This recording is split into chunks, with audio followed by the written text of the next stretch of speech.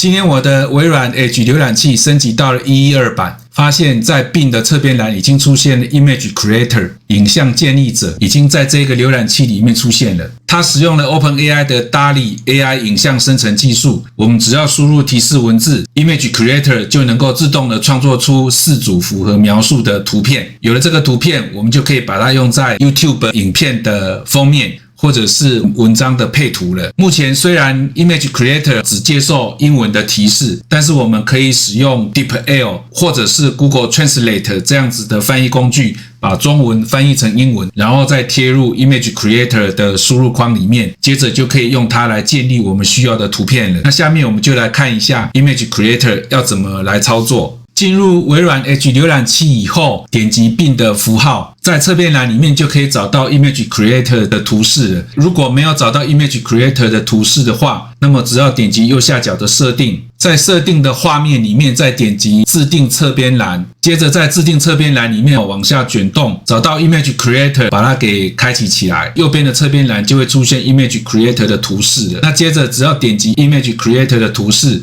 就会出现它的输入框，就可以在这边输入任何你需要的提示文字，接着再点击建立，它就会根据你的提示文字产生出4组的图片。有了这4组图片以后，可以点击任何一个图片，在这个画面里面就可以再用右键，这里面就有另存图片或者是复制图片，就可以把这个图片复制到你需要的影片里面，或者是文章里面来使用它了。在这边有一个建立的符号，后面有个92。Edge 每一个礼拜呢，会给每一个用户数量100的加强功能的一个数字，也就是这个加强功能的数字在100以内的话，就可以用比较快速的方法来建立影像。那当建立符号已经是0了以后，它一样还是可以帮你建立图像，但是会需要比较长的时间才有办法来做建立的处理。那假如觉得建立画面有点过小的话，这个侧边栏虽然可以拖动把它的画面拉大，但是如果你还是觉得不够大的话，其实最简单的方法就是点击这个说明，接着在这个说明上面就可以输入需要的任何文字了。比如说我们把刚刚这个画面贴进来，然后接着点击建立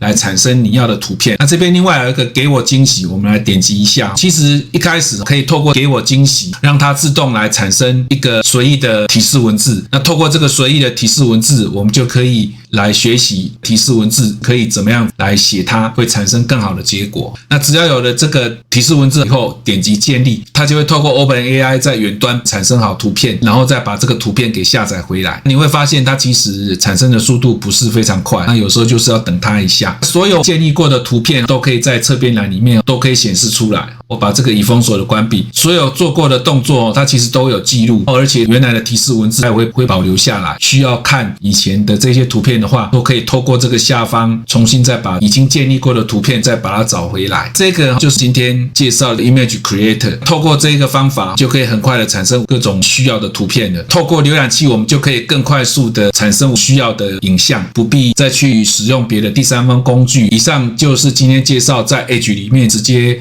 透过 Image Creator 来产生 AI 图片的一个方法。今天介绍到这边，如果大家觉得我介绍的电脑知识对你在使用电脑上有帮助的话，请记得订阅、按赞、分享，谢谢各位。